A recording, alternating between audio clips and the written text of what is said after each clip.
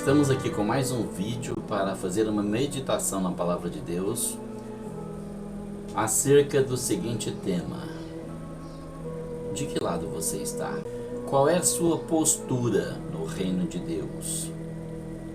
A quem você está servindo? A Deus ou a seu próprio ego? Ou a si mesmo? Quem é o mentor da sua vida espiritual? Você ou o Espírito Santo? O tema de hoje é: de que lado você está? Qual a sua posição no reino de Deus? Eu quero falar sobre as escolhas que nós fazemos todos os dias, a todo momento, porque a nossa vida é feita de escolhas. Isso se chama livre-arbítrio. Podemos escolher o que nós quisermos ser, só não podemos fugir das consequências das nossas escolhas. E isso também é um fato. O texto bíblico escolhido hoje está em Atos capítulo 5, versículo 32 e 39. E nós somos testemunhas acerca destas palavras, nós e também o Espírito Santo que Deus deu àqueles que lhe obedecem. E ouvindo eles isto, se enfureciam e deliberaram matá-los. Mas levantando-se no conselho um certo fariseu chamado Gamaliel, doutor da lei, venerado por todo o povo, mandou que por um pouco levassem para fora os apóstolos. E disse-lhes: homens israelitas, acautelai-vos a respeito do que haveis de fazer a estes homens. Porque antes destes dias levantou-se Teudas, dizendo ser alguém, e a este se ajuntou o número de uns 400 homens, o qual foi morto, e todos os que lhe deram ouvidos foram dispersos e reduzidos a nada. Depois deste levantou-se Judas o Galileu nos dias do alistamento e levou muito povo após si, mas também este pereceu e todos os que lhe deram ouvidos foram dispersos. E agora digo-vos, dai de mão a estes homens e deixai-os, porque se este conselho ou esta obra é de homens, se desfará. Mas se é de Deus, não podereis desfazê-la, para que não aconteça serdes também achados combatendo contra Deus. Que palavra mais cheia de sabedoria desse fariseu! Jesus havia ressuscitado. Passou cerca de 40 dias dando instruções aos seus apóstolos e depois, de cima do Monte das Oliveiras, ele foi recebido no céu. Deixou a missão de pregar o Evangelho. E eu pergunto a você: você prega o Evangelho? Ou você guarda o Evangelho para si? O que é Evangelho? São as notícias da salvação, a consciência de que somos pecadores e de que Jesus, o Filho de Deus, desceu até nós para nos salvar do inferno. Você pode dizer: ah, mas as pessoas que eu conheço são cristãs. Ser cristão não significa ser salvo. Muitos cristãos estão enganados. Leia o livro de Daniel, leia o livro de Apocalipse e veja que o inimigo tem fúria, grande fúria, sabendo que seres humanos tomarão seu lugar no céu, de onde ele foi expulso. E ele e as suas hordas fazem de tudo para enganar a humanidade, para enganar as pessoas, trazendo religiões, trazendo ensinamentos que Paulo define como doutrinas de demônios, ensinamentos de homens e doutrinas de demônios para enganar as pessoas. Porque ao contrário do que muitos pensam, o diabo ele não tem intenção de aterrorizar a vida de ninguém somente. Ele pode fazer isso também, mas o principal objetivo dele é enganar as pessoas para elas não se enquadrarem no plano de salvação que Deus traçou para esse mundo e levar as pessoas para o inferno. Uma vez que ele está condenado, ele também quer que outras pessoas sejam condenadas. Por quê? Porque o alvo de Deus, o objetivo de Deus, esse Deus amoroso que nós conhecemos, é salvar toda a humanidade, salvar todos os homens, todas as mulheres. Está no coração de Deus, porque Deus é amor.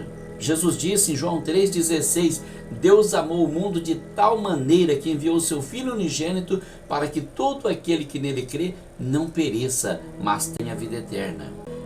E por isso o inimigo luta de todas as formas para destruir as almas dos homens, porque sabe que com isso ele vai magoar o coração de Deus. É uma vingança pessoal dele contra Deus, levando outras almas à condenação. É como acontece com muitas pessoas maldosas que adquirem uma doença fatal e tentam levar outras pessoas com ela, espalhando AIDS, espalhando outras doenças contagiosas, por puro sentimento de maldade, de vingança, de destruição. E é um sentimento diabólico que está no coração dessas pessoas. Esse sentimento ele tem origem no coração de Satanás. Ele é mau, é perverso, é cruel e quer destruir as almas dos homens. Pedro disse numa de suas cartas que ele está ao redor das pessoas, bramando como leão, buscando a quem possa tragar. Ou seja, quanto mais almas ele puder arrastar com ele para a condenação eterna, para ele melhor. Então nós precisamos pregar o Evangelho, esclarecer as pessoas, dizer: olha, nós somos pecadores, nós temos essa natureza corrompida e perversa, e só através do sacrifício do Senhor Jesus Cristo na cruz do Calvário é que nós podemos obter o perdão de Deus. Homem não perdoa pecado, mulher não perdoa pecado, homem não faz milagre, mulher não faz milagre, o poder é de Deus. E só existe uma pessoa que pode interceder entre Deus e os homens, é Jesus Cristo homem. Ele se fez homem para ser nosso intercessor. Não existe outro mediador, não existe outra medianeira. Está escrito em 1 Timóteo capítulo 2, versículo 5, há um só Deus e um só mediador entre Deus e os homens, Jesus Cristo homem. Essa é uma verdade fundamental que precisa ser divulgada, porque com o passar do tempo as pessoas se corromperam, a religião se corrompeu e trouxe doutrinas de homens que estão desviando o foco da pessoa do Senhor Jesus Cristo. Dizendo que é mais fácil ir através da mãe dele, através dos apóstolos, através dos amigos. Não, nós não temos que chegar a Jesus para conseguir perdão. Nós temos que chegar a Deus Pai. E só através de Jesus nós podemos conseguir isso. E para chegar a Jesus nós não precisamos de ninguém intercedendo. Ele é o único intercessor. Essa é uma verdade fundamental que está tirando muitas pessoas do foco que é Jesus. Não podemos errar o alvo. E nós precisamos pregar o Evangelho, transmitir o conhecimento, transmitir essa informação que pode levar muitas pessoas ao inferno por não conhecê-la. Em Mateus capítulo 22, verso 29, Jesus diz: errais não conhecendo as Escrituras e nem o poder de Deus. Nós precisamos pregar o Evangelho. E Jesus deu ordem aos discípulos que pregassem o Evangelho. Mas eles eram tímidos, eles tinham medo, eles sabiam o que tinham feito com Jesus e tinham medo de morrer na cruz também. Então eles ficaram presos num cenáculo, orando e pedindo a Deus ajuda. E Jesus tinha prometido que ajudaria. Então, um determinado dia, o Espírito Santo desceu sobre eles, eles se tornaram ousados e criativos e cheios de sabedoria e saíram pregando o Evangelho pela cidade toda. E Jerusalém se encheu da doutrina dos apóstolos acerca do nascimento, a vida, a morte e a ressurreição de Jesus. Só que isso trazia um agravante. Fazia com que os fariseus, que foram responsáveis pela condenação de Jesus, fossem responsabilizados pela condenação dele. Não era a intenção dos apóstolos, mas era o que tinha acontecido. Eles pediram a morte de Jesus. Eles poderiam ter escolhido Jesus na hora, falando: não, é só um pregador. Eles tinham ódio de Jesus. E esse ódio que eles tinham no coração, ele era um ódio que tinha origem no coração de Satanás. Satanás queria matar Jesus, ele achava que matando Jesus acabaria com tudo. Acabaria com o plano da salvação. Ele não sabia que a morte de Jesus estava nos planos de Deus e que através dessa morte Deus nos resgataria da condenação. Então ele instigou os fariseus a pedir a morte de Jesus e Jesus foi crucificado. Satanás só percebeu o engano quando o sangue de Jesus caiu no solo e Jesus entregou o Espírito. Ele percebeu que ele tinha sido derrotado na própria astúcia dele.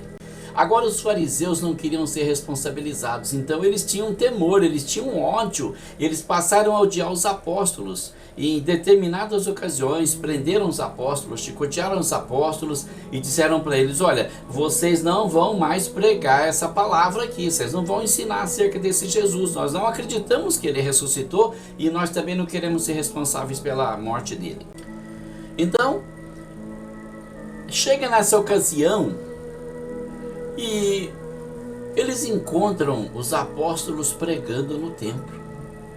No grande templo de Jerusalém, estavam pregando, pregavam o evangelho, falavam que Jesus é o Salvador, que Jesus é o único libertador, que Jesus é o único que tem poder para interceder entre Deus e os homens, e eles mandaram os guardas do templo prender Jesus.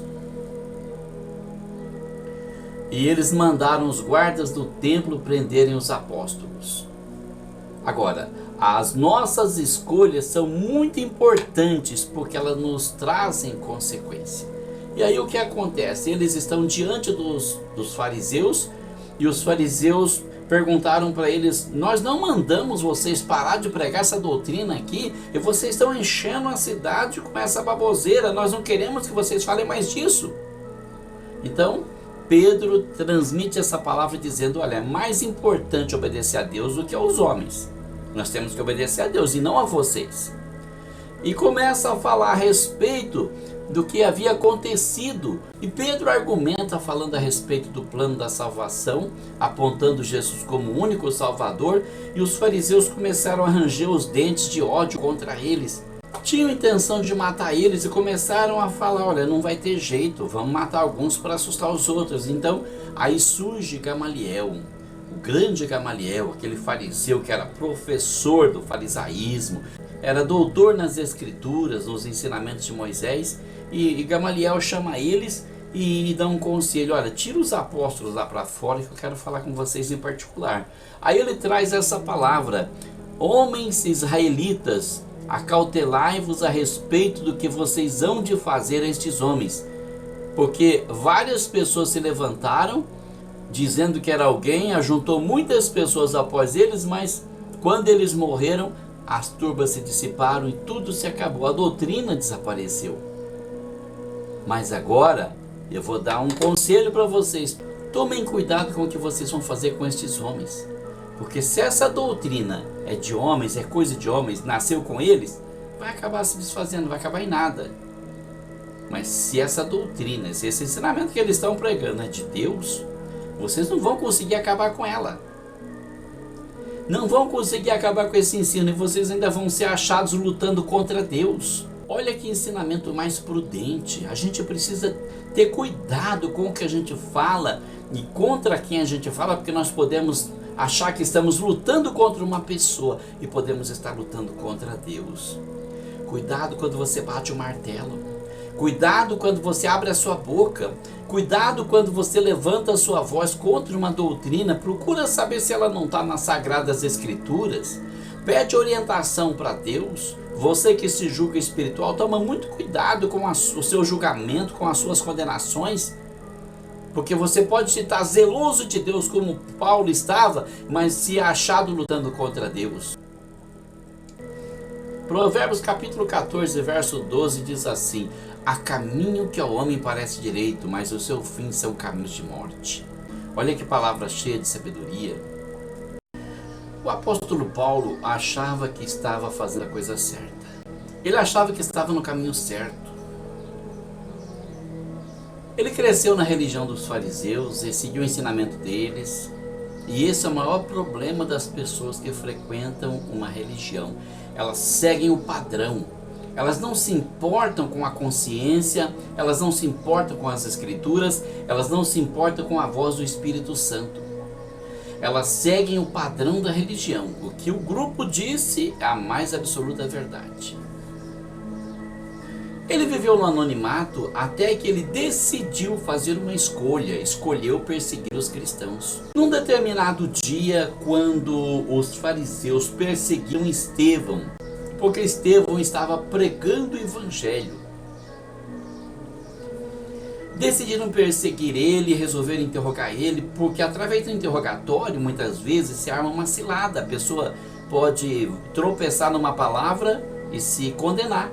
E eles queriam isso, uma forma de condenar. Era a tática que eles mais usavam. Interrogaram Jesus, interrogaram os apóstolos. Tudo para eles era a base de interrogatório, porque no interrogatório a pessoa poderia tropeçar numa palavra. Estevão, na verdade, não disse nada de errado, mas confessou que estava vendo os céus abertos e Jesus em pé à direita do Pai, nas alturas. Foi o bastante para que eles condenassem Estevão à morte. Estevão foi apedrejado e acompanhava aquele inquérito o jovem Saulo. E segundo o costume da época, as pessoas que iam jogar pedra no condenado davam um manto para que alguém segurasse. E Saulo ficou ali como testemunha. Eu sou testemunha de que você está zelando pela lei de Moisés. E consentiu na morte de Estevão. E aquele momento revolucionou o espírito de Saulo de uma tal forma que ele disse: olha, eu vou acabar com essa seita dos cristãos que está começando. Essa seita que ameaça a nossa religião farisaica, a lei de Moisés, eu vou acabar com isso. E começou a entrar a cavalo nas casas das pessoas, chicotear as pessoas, laçar homens, mulheres e crianças e jogar na prisão. E tinha um grupo de guardas do templo que acompanhava ele e prendiam as pessoas e lançavam na prisão. E certamente ele é elogiado, e isso fez o ego dele crescer bastante, sentindo-se importante, defensor da religião de seus pais, como muita gente hoje faz inimizade, briga, mata, faz qualquer coisa para defender a religião. Não defende o evangelho, não defende a palavra de Deus, não defende as escrituras, não procura saber qual é a verdade de Deus, defende a sua própria verdade e muitas vezes faz coisas terríveis, como Saulo fazia, porque Saulo fez uma escolha errada e Saulo resolveu que iria acabar com aquela religião. E foi no caminho de Damasco que ele encontrou Jesus. Já mencionamos esse fato em outro vídeo. Ele encontrou Jesus, ou melhor, ele foi encontrado por Jesus. E ele pôde perceber a escolha errada que ele tinha feito.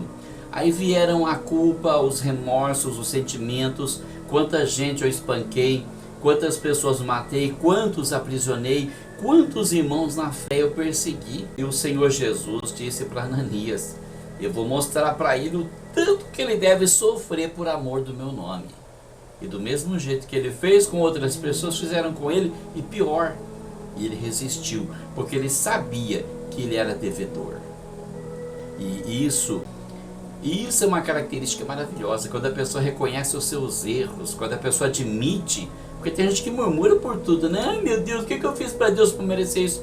Alguma coisa você fez, porque a lavoura de Deus sempre tem colheita, boa ou ruim. Aceite o que vem na sua vida e glorifique a Deus. Para de murmurar. Vamos analisar um outro caso aqui.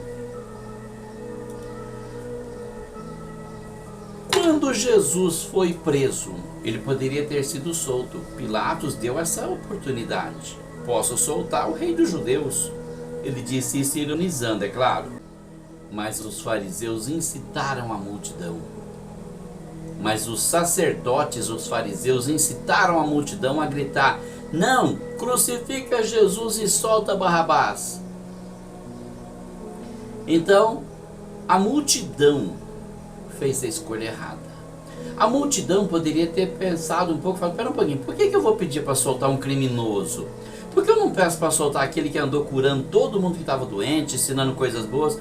Mas muita gente segue a multidão, é um gado, é um bando de carneiros que só faz aquilo que lhe mandam fazer. Pessoas que nunca param para pensar o que é certo, o que é errado, o que eu devo, o que eu não devo fazer. Simplesmente faz o que o líder manda, são carneiros, manipuláveis, massa de manobra de pessoas mais espertas. Como a gente está cansado de ver aqui no Brasil, tem um punhado de massa de manobra, né? Se mandar ir, vai, se mandar voltar, volta, se mandar ficar, fica.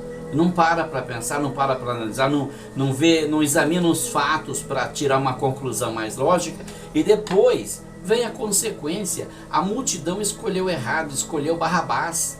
mandou soltar Barrabás e mandou crucificar Jesus. E quando Pilatos pegou aquela bacia de água e lavou as mãos, um ato simbólico, ele disse: eu lavo as minhas mãos no sangue desse inocente. A multidão disse: que o seu sangue caia sobre nós e sobre os nossos filhos para sempre. E caiu. O sangue de Jesus caiu sobre eles. O sangue inocente que foi derramado, olha lá no ano 70 da era cristã, o general Tito invadindo Jerusalém, destruindo o templo, acabando com tudo. O sangue de Jesus caindo sobre eles. A consequência sempre vem. A escolha é dada livremente, mas a consequência não tem como fugir dela. Outra pessoa que fez uma escolha errada, Judas Iscariotes, andou com Jesus todo aquele tempo, viu Jesus operar milagres e maravilhas, viu Jesus andando sobre a água, viu Jesus multiplicando os pães, viu Jesus curando enfermos de toda espécie, abrindo os olhos dos cegos, os ouvidos dos surdos, expulsando demônios. Ouviu a palavra doce e suave de Jesus que trazia paz aos corações, mas a ganância falou mais alto. Ele queria dinheiro. E ele queria poder também, queria uma posição. Então ele entregou Jesus. Se Judas não traísse Jesus, alguém iria trair. Alguém iria entregar Jesus. Mas não tinha que ser necessariamente Judas. Ele fez a escolha errada. Ele poderia ter dito: eu não vou fazer isso. Mas ele deu ouvidos à voz de Satanás e entregou Jesus. Fez a escolha errada e sofreu a consequência. Que consequência foi essa? Foi Deus que matou Judas? Não, ele se matou. Por quê? Porque quando Deus retira a mão, a pessoa está por sua conta. Você não tem mais a proteção de Deus, agora você está por sua conta. E o inimigo veio para roubar, matar e destruir. Então quando Deus tira a mão, acabou a proteção, você está na mão do inimigo. E por que Deus vai manter a mão sobre uma pessoa que está entregando seu próprio filho? Por que Deus vai manter a proteção sobre alguém que não se sujeita à sua palavra, que não glorifica o seu nome, que só faz o que lhe dá na cabeça, que só pende para o lado errado, que faz escolhas erradas, que toma decisões erradas? Alguém já me disse uma vez que fazer com que o ser humano sofra as consequências das suas escolhas é tirania. Não é tirania não, você não é obrigado a tomar aquela decisão. Você pode pensar, pode mudar de ideia, tomar a decisão certa. Quando você toma a decisão errada, a consequência tem que vir sobre você e não sobre outra pessoa. Isso é lógico. Isso é a coisa mais lógica que existe.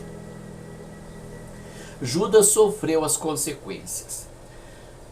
Ele traiu Jesus e ele perdeu não somente a vida, mas também a salvação. Vamos voltar lá atrás no Antigo Testamento. Moisés fez uma proposta para o povo de Israel. Em Deuteronômio capítulo 30, versículo 19, Moisés manda o povo escolher de que lado eles vão ficar, propondo a vida e a morte. Os céus e a terra tomo hoje por testemunhas contra vós de que te tenho proposto a vida e a morte, a bênção e a maldição. Escolhe, pois, a vida para que vivas tu e a tua descendência. Então ele dá a oportunidade da escolha, mas ele também aconselha: escolhe a vida. Escolha a vida. Mas como que eu posso escolher a vida? Escolhendo a verdade, ficando do lado da verdade, defendendo a verdade, custe o que custar. Porque quem escolhe a verdade, Jesus disse: eu sou o caminho, a verdade e a vida. Ninguém vem ao Pai a não ser por mim. É muito claro que ele é o único caminho que leva a Deus. E quem não anda por esse caminho, não chega a Deus. Ah, mas eu vou por Jesus, mas eu também vou por São José, vou por São Benedito. Então você escolhe, ou você está com Jesus ou está com eles, porque ele diz que ele é o único caminho. Se você tem mais de um caminho, você não está no caminho dele. Isaías 42, verso 8 diz que ele não reparte a glória dele com ninguém. Ou você está com ele ou você está sozinho. Ou você está com ele ou você está com outra pessoa, porque ele não divide a glória dele com ninguém. Isso é muito óbvio. Seguindo no Velho Testamento, nós podemos encontrar Josué também mandando o povo fazer uma escolha de que lado eles ficariam, a quem eles serviriam, e ele mesmo fez a sua escolha. Agora, pois, temei ao Senhor e servi-o com sinceridade e com verdade, e deitai fora os deuses aos quais serviram vossos pais além do rio e no Egito, e servi ao Senhor. Porém, se vos parece mal aos vossos olhos servir ao Senhor, escolhei hoje a quem servais. Se aos deuses a quem serviram vossos pais que estavam além do rio, ou aos deuses dos amorreus em cuja terra vocês habitam, porém eu e a minha casa serviremos ao Senhor. Não tenha essa de você fazer a escolha errada e culpar os outros de maneira nenhuma. Nós podemos analisar também que houve uma outra situação. Jesus fez escolhas. Olha só, o Filho de Deus teve que fazer escolhas. Ele veio ao mundo como um ser humano. Ele não era Deus aqui na terra. Muita gente fala que Jesus era o menino Deus. Mentira, ele era apenas um menino. Ele era apenas uma criança tão normal quanto as outras. A diferença é que ele vivia na graça de Deus desde pequeno. A diferença é que ele foi ensinado pela sua mãe a guardar a palavra de Deus desde pequeno e se resguardar do mal. A diferença é que ele crescia em graça e sabedoria e estatura diante de Deus e diante dos homens. Ele amava Deus desde pequenininho, mas Jesus não era Deus. Ele deixou a glória no céu. Paulo diz bem claramente numa de suas cartas que ele despojou-se a si mesmo. Ele deixou a sua glória no céu, a sua divindade ficou no céu. Ele nasceu apenas como um homem. Ele viveu uma vida totalmente humana, com todas as nossas características, com exceção do pecado. Depois da sua ressurreição, reassumiu a sua natureza divina. Você pode observar isso de forma clara quando, no Sermão da Montanha, os discípulos perguntam: quando acontecerão essas coisas e quais serão os sinais da tua vinda? E ele diz assim: daquele dia e hora, ninguém sabe, nem o Filho, mas unicamente meu Pai. Como homem, ele não sabia. Depois da sua ressurreição, quando está prestes a voltar para o céu, os discípulos interrogam novamente: Senhor, restauras nesse tempo o reino a Israel? Ele já não diz que não sabe, pelo contrário, ele diz: a vós não pertence saber os tempos e as estações que o Pai estabeleceu pelo seu próprio poder. Então ele sabe, mas ele não vai compartilhar isso, é mistério de Deus, e Deus não quer que seja revelado agora. Simples assim. Como diz o ditado, quem pode manda, quem tem juízo obedece. Muito simples. Para que complicar as coisas? Então a questão é que ele fez uma escolha. Como homem, ele poderia ter dito: não, eu não quero passar por isso. Ele, naquela noite no Jardim das Oliveiras, ele clamou várias vezes ao Pai: se for possível, passa de mim esse cálice, mas não se faça a minha vontade, senão a tua. A escolha dele já tinha sido determinada. Ele ia fazer a vontade de Deus, fosse qual fosse. Morrer pregado na cruz, passar todo aquele sacrifício de ser chicoteado, espancado, aviltado, afrontado, e depois ele morrer aquela morte dura na cruz do Calvário e descer à mansão dos mortos, descer ao inferno, onde ele esteve por 3 dias pagando pelos nossos pecados, e voltar depois então e reassumir a sua glória junto do Pai. Foi escolha. Jesus escolheu o lado certo e cumpriu a missão que o Pai lhe deu. Nós precisamos saber também de que lado nós estamos. Precisamos saber fazer a escolha certa. Para fazer isso, nós precisamos ter sensibilidade para ouvir a voz do Espírito Santo. Nós precisamos ter sensibilidade para não resistir à voz do Espírito Santo. Porque não houve nenhuma pessoa que resistiu à voz do Espírito Santo e se deu bem. Conheci muita gente que esteve quase se convertendo, quase sendo abençoado, quase sendo livre da maldição, quase liberto de todos os seus problemas, mas resistiu à voz do Espírito Santo, deixou passar aquele momento em que Deus falava com ele, que sentiu seu coração se compungir e não se entregou a Deus.